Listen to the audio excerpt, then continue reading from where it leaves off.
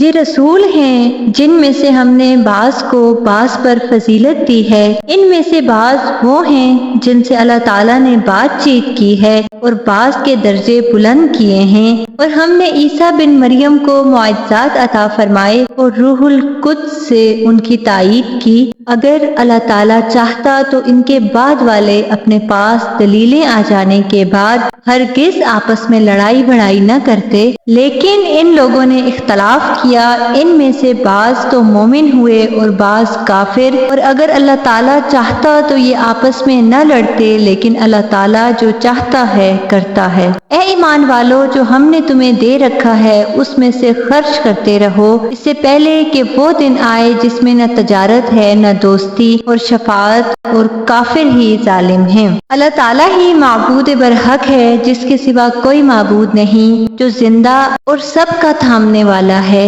جسے نہ اونگ آئے نہ نیند، اس کی ملکیت میں زمین اور آسمانوں کی تمام چیزیں ہیں۔ کون ہے جو اس کی اجازت کے بغیر اس کے سامنے شفاعت کر سکے؟ وہ جانتا ہے جو ان کے سامنے ہے اور جو ان کے پیچھے ہے، اور وہ اس کے علم میں سے کسی چیز کا احاطہ نہیں کر سکتے مگر جتنا وہ چاہے۔ اس کی کرسی کی وسعت نے زمین و آسمان کو گھیر رکھا ہے، اور اللہ تعالیٰ ان کی حفاظت سے نہ تھکتا ہے اور نہ اکتاتا ہے، وہ تو بہت بلند اور بہت بڑا ہے۔ دین کے بارے میں کوئی زبردستی نہیں، ہدایت ضلالت سے روشن ہوتی ہے، اسی لیے جو شخص اللہ تعالیٰ کے سوا دوسرے معبودوں کا انکار کر کے اللہ پر ایمان لائے، اس نے مضبوط کڑے کو تھام لیا جو کبھی نہ ٹوٹے گا، اور اللہ تعالیٰ سننے والا جاننے والا ہے۔ ایمان لانے والوں کا کارساز اللہ تعالیٰ خود ہے، وہ انہیں اندھیروں سے روشنی کی طرف نکال لے جاتا ہے، اور کافروں کے اولیاء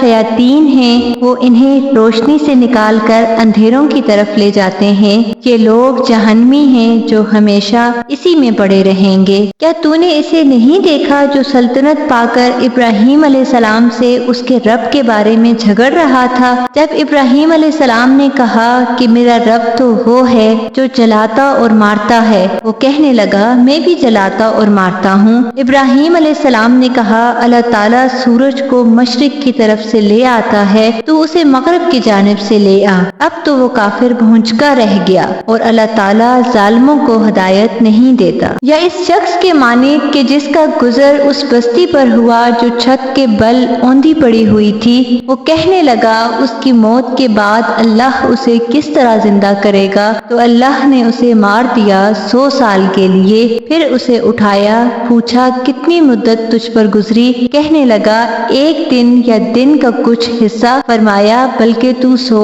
سال تک رہا۔ پھر اب تو اپنے کھانے پینے کو دیکھ کہ بالکل خراب نہیں ہوا، اور اپنے گدھے کو بھی دیکھ، ہم تجھے لوگوں کے لیے ایک نشانی بناتے ہیں، تو دیکھ کہ ہم ہڈیوں کو کس طرح اٹھاتے ہیں، پھر ان پر گوشت چڑھاتے ہیں۔ جب یہ سب ظاہر ہو چکا تو کہنے لگا میں جانتا ہوں کہ اللہ تعالیٰ ہر چیز پر قادر ہے۔ اور جب ابراہیم علیہ السلام نے کہا اے میرے پروردگار مجھے دکھا تو مردوں کو کس طرح زندہ کرے گا، جناب باری تعالیٰ نے فرمایا کیا تمہیں ایمان نہیں؟ جواب دیا ایمان تو ہے لیکن میرے دل کی تسکین ہو جائے گی۔ فرمایا 4 پرند لو، ان کے ٹکڑے کر ڈالو، پھر ہر پہاڑ پر ان کا ایک ایک ٹکڑا رکھ دو، پھر انہیں پکارو، تمہارے پاس دوڑتے ہوئے آ جائیں گے، اور جان رکھو کہ اللہ تعالیٰ غالب ہے اور حکمتوں والا ہے۔